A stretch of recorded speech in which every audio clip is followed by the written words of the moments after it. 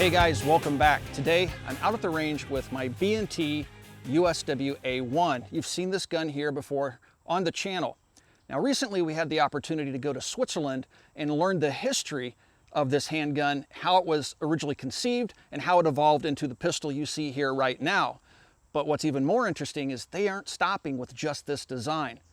They're taking a look at other popular pistols and ways to turn them into USWs. Now, of course, this one is based on the Sphinx pistol, which is a double action, single action pistol. But in this video, we're gonna show you some really cool stuff that's just now hitting the US market. So let's get started by shooting the original USW. This one has an Aimpoint Nano on it. Make sure I can turn it on here. Make it bright enough to see the dot. The Nano is in a fixed position on the USW's frame. It does not reciprocate with the slide. Load up some 9mm ball. The charging handle's right here in the front, and you'll see in the early prototype how they originally conceived this. That charges the weapon, and now it's ready to fire. We'll pop off a few rounds, and then let's head over to Switzerland and learn the history of this pistol system, or PDW system, I should say, and some of the new products that they're bringing out around this concept.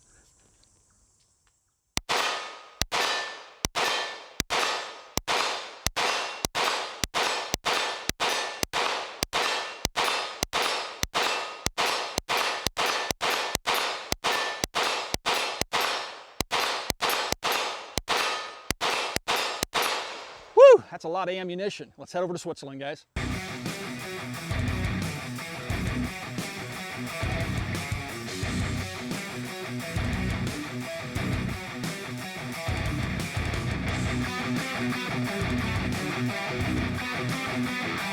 The B&T USW A1 pistol that came into the United States, if you watched my video about the handgun, I was excited about it. Some of you folks were kind of wondering what the purpose was. And so I wanted to talk a bit about the USW in general and also show you guys where that product line is evolving to.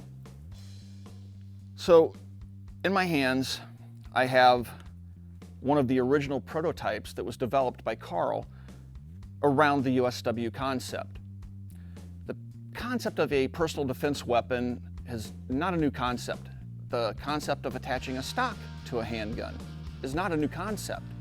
We were doing that as early as World War I and before as well.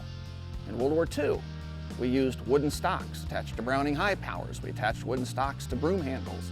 We attached stocks to Lugers.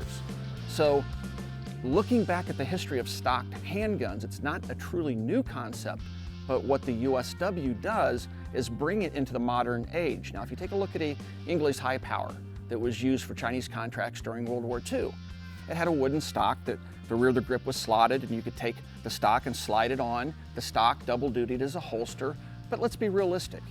It sucked as a holster, and the stock, many times, wasn't practical because the soldier would have to carry around this big hunk of wood.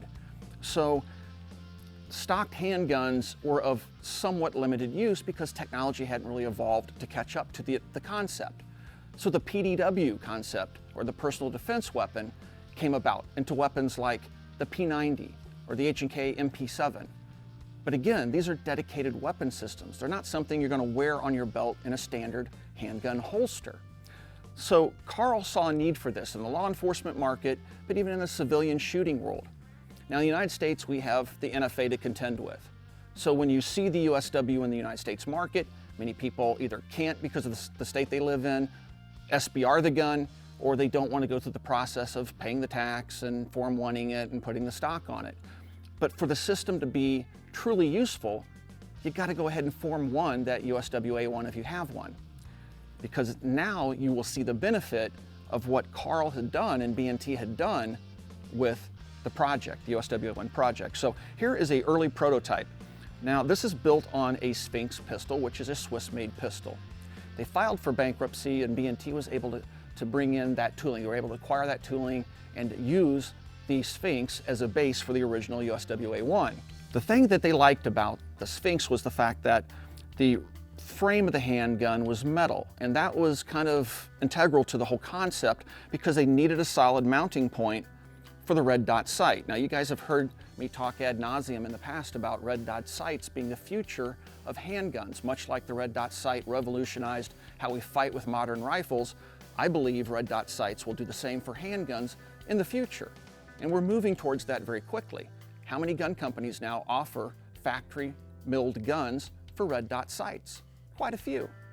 So, but they were looking to mount a red dot sight to the pistol, but they wanted a solid platform so it wasn't attached to the slide. It was non-reciprocating. They wanted the rigidity, but they also liked the metallic lower, the alloy lower, so they could put the hinge assembly for the side folding stock onto the gun. So this sight was something that Aimpoint came up with, which is called the Aimpoint Micro. It's similar in size to, say, an RMR. If you look at the front of the slide, you'll notice the cut here for the rear sight. There's no rear sight in it. And you'll notice the little tabs, the ears in front here for charging the weapon are welded on. Again, this is a prototype. This is an early example of the concept as it was evolving. So Carl had built this rear end, put the side folding stock on it. Now it fits into a conventional holster. It's easily deployed. You have a solid mounting point for a red dot sight. No more need for conventional iron sights on this particular model. And now you have wings in the front because the slide reciprocates back underneath that rear sight or that red dot sight. So that's where the cocking ears came from. So this was the original concept. You could carry this as a duty weapon as a police officer. And let's be honest here. Most police officers are undertrained. If they have to take a shot at 25 yards, most of them struggle to qualify at 7 yards or 10 yards. To get center of mass shot placement under stress with poor training is very difficult. But you can increase hit probability substantially once you shoulder it as we do long arms. I don't think anybody watching this video would argue that a rifle is less accurate than a handgun. Why is a rifle more accurate? Because you have the additional points of contact of the stock. So it's a really, really cool concept, and that's why I fell in love with it when I first seen it. But I've always envisioned it with the stock attached. So that's the original concept prototype gun. So here is what would be an early pre-production sample of the same gun. Now they've acquired the tooling. We have a smaller grip. We have the cocking ears no longer welded on. They're actually machined into the slide. This is a B&T product. You can see the Swiss logo on the top.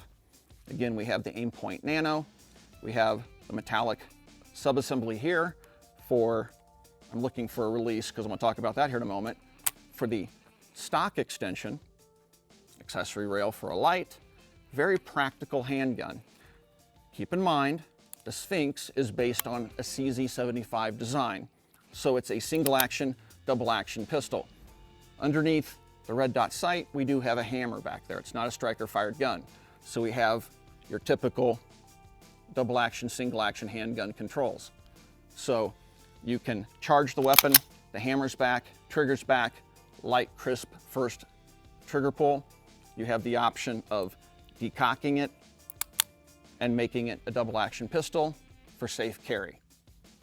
So this is the next evolutionary step of the USW. This is what we wound up seeing in the US market.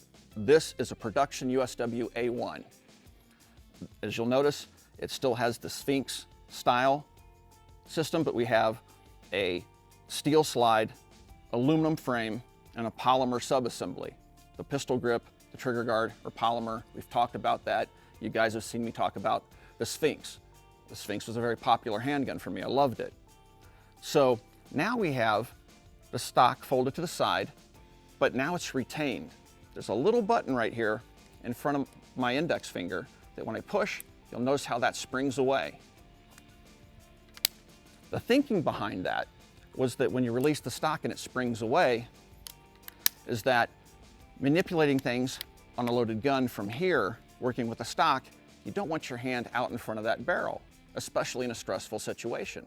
So you draw the weapon, you can use it as a handgun, but if you need to take that distance shot or you're missing the target and you want to take a refined shot, hit the button, lock it, and now it's ready to fire. So this is what we wound up seeing on the US market. Holsters are available for it. And again, it has accessory rail for lights, things like that. Some folks have asked what this is, and it's a spar. It's basically there to assist you in finding the red dot sight.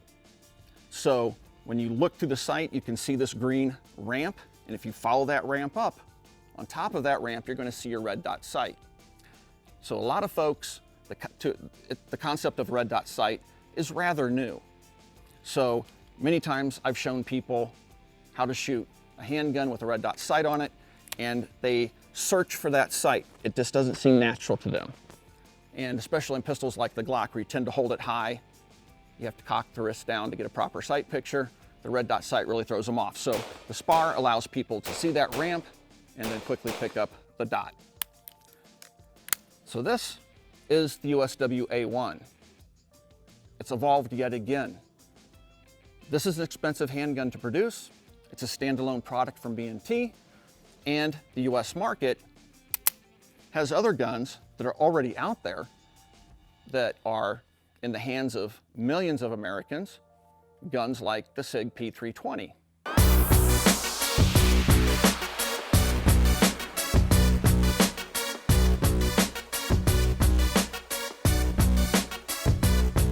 This is the next generation of the USW concept. The Sig P320 is a very cool design because it's a modular pistol system. Now, originally the modular pistol system meant you could get a different color lower. You could get a fatter grip, skinnier grip, a longer grip for more ammunition, but it really didn't have that much practical use. When I bought my P320, I bought it in the size I wanted it in. I didn't really want to change the color. I bought it in the color I wanted it in. But now, because of that modularity, B&T capitalized upon that, and they can mold, this is a B&T lower, they can mold now the facilities for a drop-in system of the USW. So if you have a P320, all you have to do is take your trigger sub-assembly out. If you own one, you already know how to do it. It's very simple to do. Drop your trigger assembly into the B&T lower, put your slide on, and now you have a USW for your P320. This handgun, with its stock system on it, weighs no more than a Sig P226. So it's lightweight, it's easily shootable as a handgun, but once again, if you're shooting as a handgun but you need to take that more precise shot, push the button, swing the stock out, and now you have the benefit of what we call an SBR in the United States.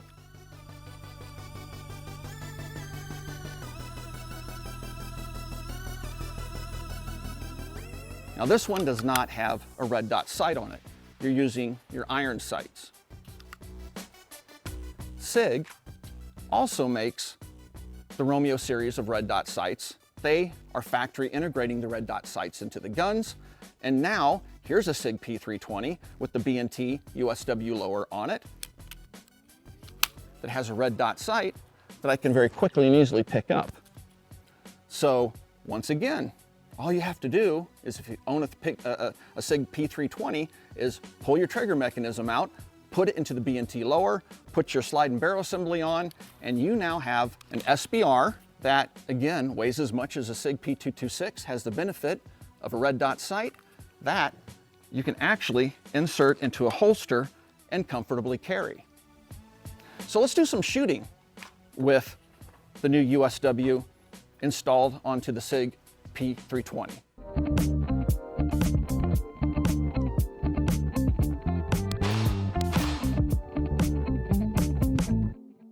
This is the original USW A1, which is built on the Sphinx pistol. This handgun's a little bit bigger, heavier, and bulkier than the new USW P320.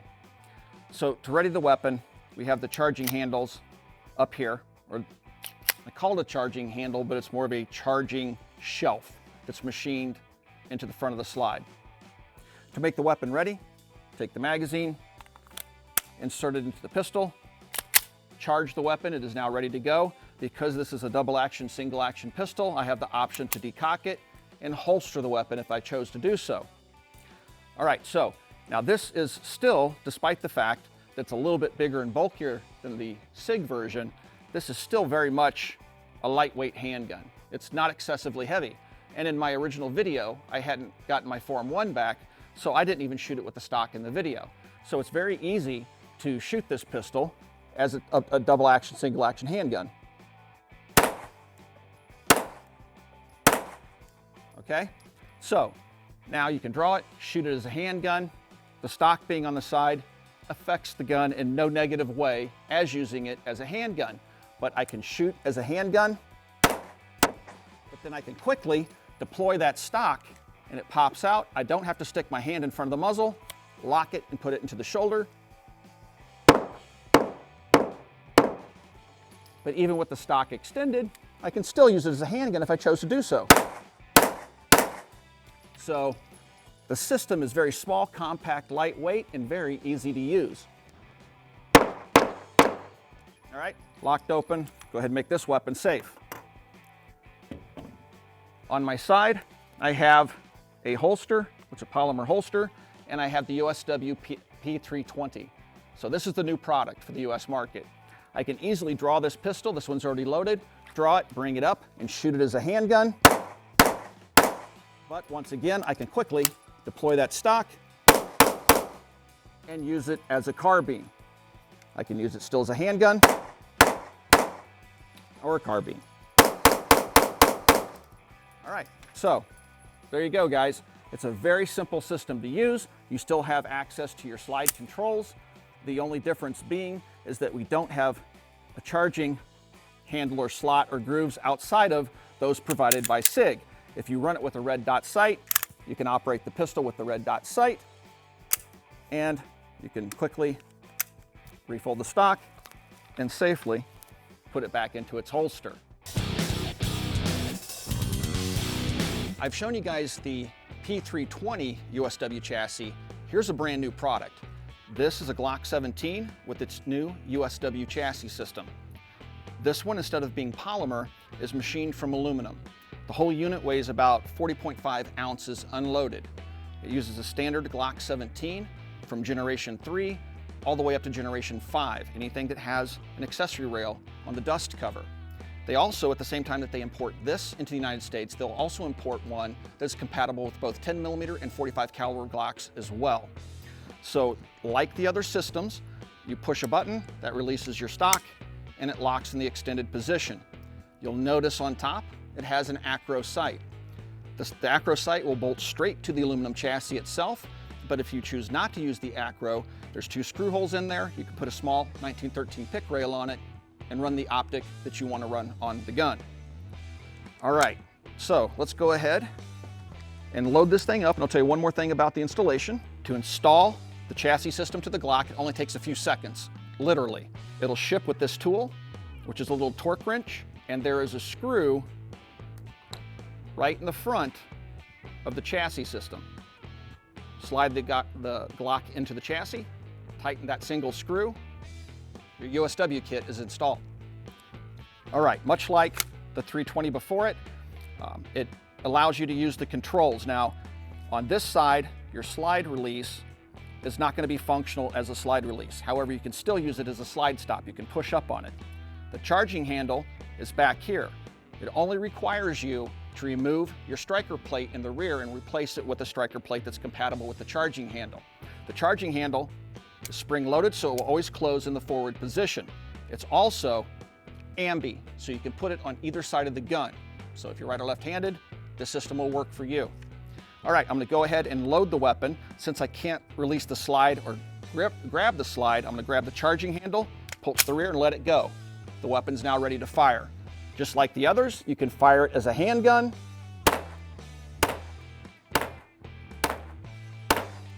and then quickly deploy the stock and fire it as a carbine.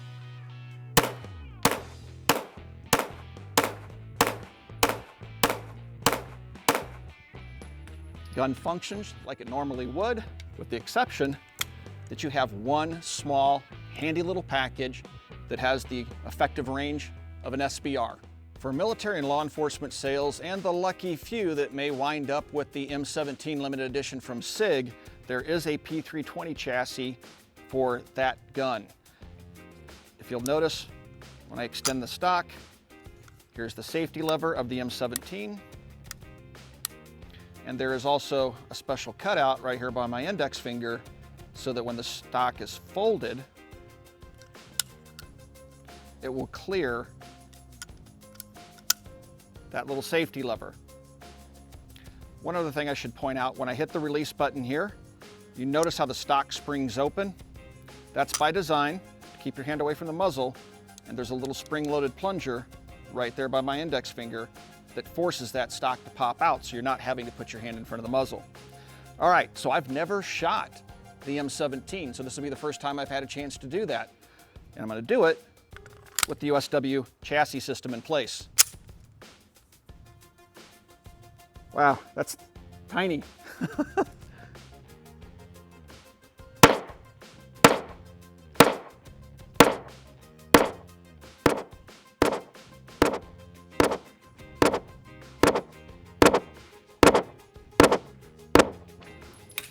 Man, that is tiny. Jumps around a little bit, but yeah, you guys can see the other side. Very, very neat setup. So, military and law enforcement, and those lucky few with the M17 Special Edition. I hope you guys enjoyed learning the history of the USW, and yes, the USW P320 is now on the US market. That's how I got my hands on this interesting little setup. You can run this as a compact. This is a compact 9mm that I have it set up with already.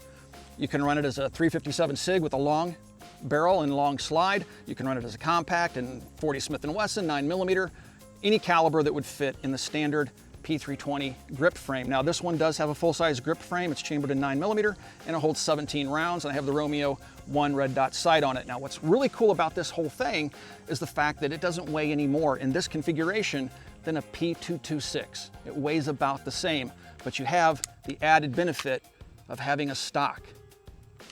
So it's a very cool system, and as we saw in Switzerland, they have a holster available for it, so it's practical to carry, and the installation of your existing P320 parts is really simple field maintenance. Pull your serialized trigger out, drop it straight into this frame, put your magazine release in, put your slide, barrel, and recoil spring on, and you're off to the races. The chassis itself, I think, is retailing in the $200 price range. So anyway, guys, I hope you enjoyed the video and taking a look behind the scenes and learning the history of the USW concept. I know that B&T is working on other models like the Glock and probably some other pistols in the future. If you'd like to support us here at the Military Arms Channel, the best way to do that is to become a Patreon supporter. Swing by patreon.com by following the link down below and check out our incentives. Also, consider picking up a t-shirt from forgefromfreedom.com, which is our online t-shirt store. It's another great way to directly support us here at the channel. And last but not least, be sure to check out coppercustom.com, which is our online store. All right, guys, we're gonna fire off the last few rounds here. One of the crazy things about the little Sig, sometimes you have to let the slide go home before you can get a magazine in it after field stripping it. Go ahead and charge it, and there is no safety. Turn on my sight here.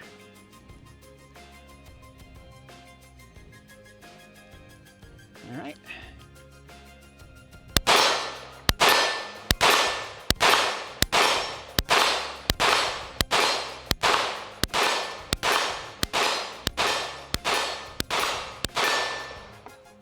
Very, very cool.